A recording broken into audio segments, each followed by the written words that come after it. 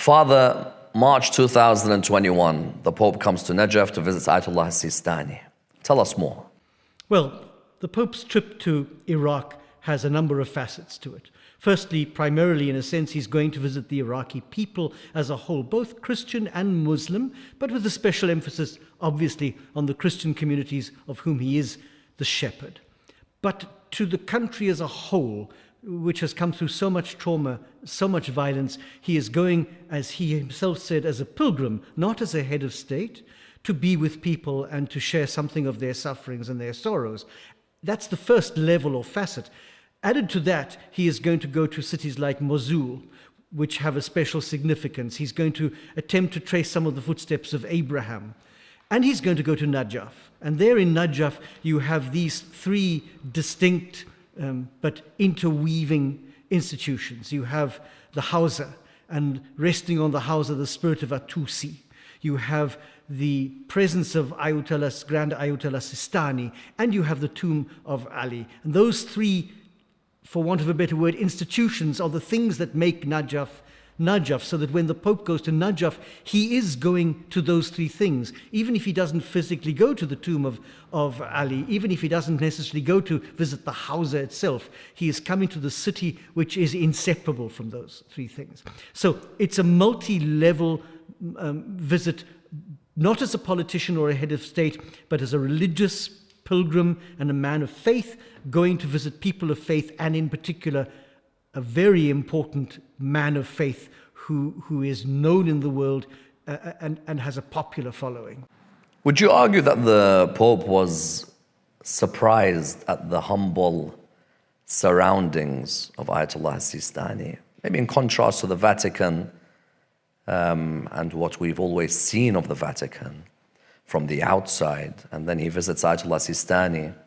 What do you think his reaction was when he saw all this? We know that the Pope, coming back on the plane, spoke at length to journalists and said a number of things. Now, this is quite an important issue because there was a moment in social media when the Pope and Sistani would be compared as the one lives in a palace and the one lives in a humble situation. That's not really an accurate reflection, because the difference between them is the Pope is also a head of state.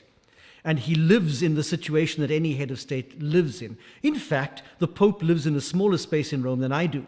I've got a larger set of rooms than he has. He shares a hotel with a large group of people. Notwithstanding that, there is no doubt that the humility, the surroundings in which the Ayatollah lives, considering who he is, his status, his wisdom, his life of prayer and faith, are extraordinary for most of us. To see a man of such status living in such a condition of humility and simplicity cannot but impress. And the Pope himself remarked on this and said, you know, I have met a man of faith, a man of humility, and a man of God. Why now?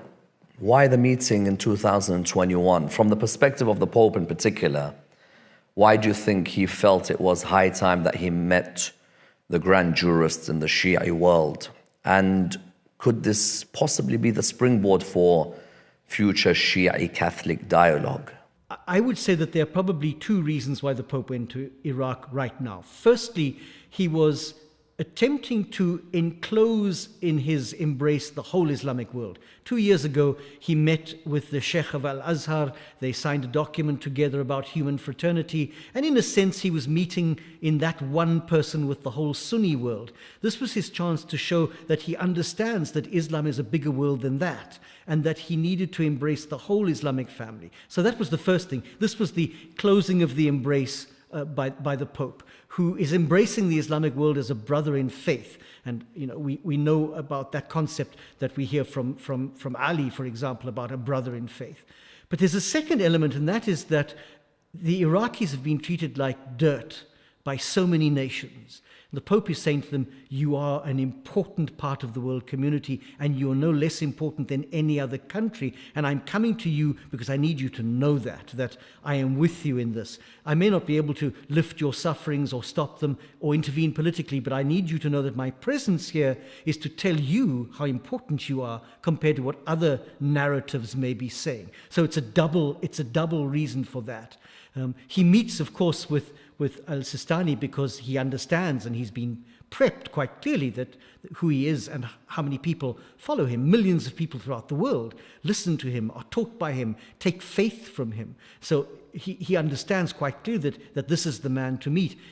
Even if he may not be able to have as great an influence as the Pope might hope, that's not the issue. The issue is two men of faith meeting is in itself a symbolic gesture for the world of two men with different worldviews, but who are reading from the same page when it comes to peace, when it comes to justice, when it comes to religious freedom. And I think that's very important. Do you think many people knew that when ISIS had executed some members of the Christian community in Mosul, had destroyed some churches in Mosul, do you think many people knew that Ayatollah Sistani was one of the first to say you protect any Iraqi, irrespective of their religious background? Absolutely not, because the narratives around ISIS were the narratives that Western media decided to pursue. And they were almost all of them wrong and one-sided and biased, and they were not willing at any stage to recognize who exactly was combating ISIS.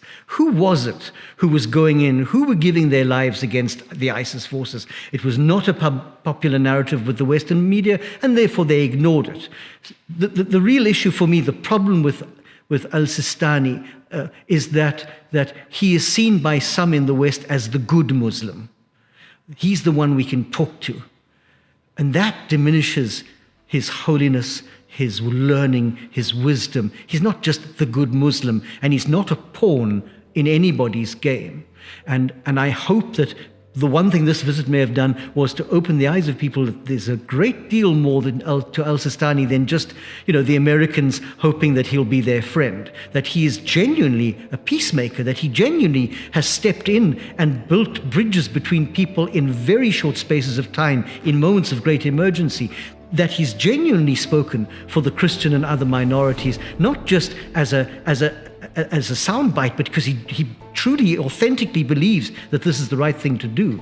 And it would be good to see the media printing that narrative, not just the popular narrative, which is that Islam is a problem.